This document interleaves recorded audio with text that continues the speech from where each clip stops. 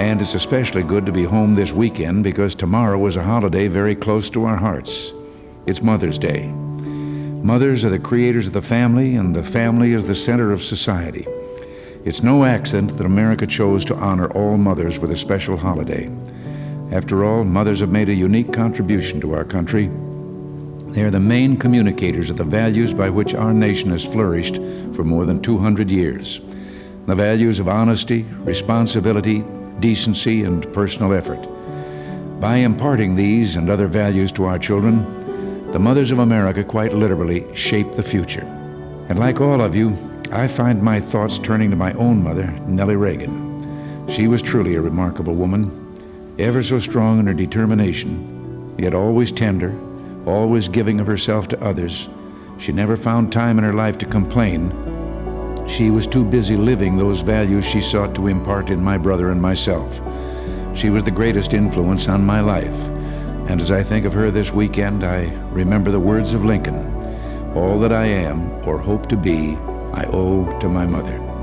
Today, we remember and give thanks to our mothers. I'd like to ask every woman who has a child graduating today to stand, if they would.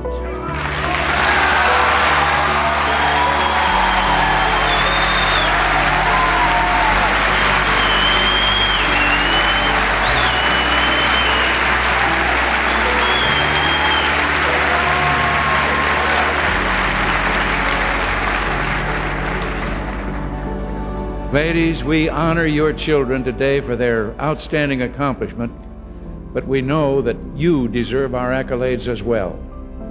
God bless you, and thank you all for all you've done to bring this happy day about. The mothers we honor this weekend, young or not so young, partners or alone, well-to-do or sometimes agonizingly poor, are as diverse as our varied population, but they share a commitment to future generations and a yearning to improve the world their children will inherit. They shaped the America we know today and are now molding the character of our country tomorrow.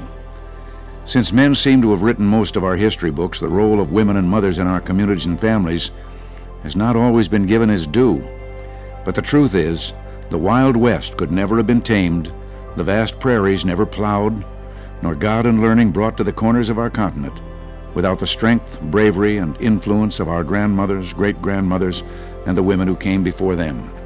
Now and then, I find guidance and direction in the worn brown Bible I used to take the oath of office. It's been the Reagan family Bible, and like many of yours, has its flyleaf filled with important events. Its margins are scrawled with insights, and its passages underlined for emphasis. My mother, Nellie, made all those marks in that book. She used it to instruct her two young sons, and I look to it still. A passage in Proverbs describes the ideal woman, saying, "Strength and dignity are her clothing, and she smiles at the future.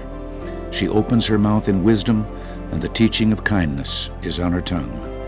Give her the product of her hands, and let her works praise her in the gates."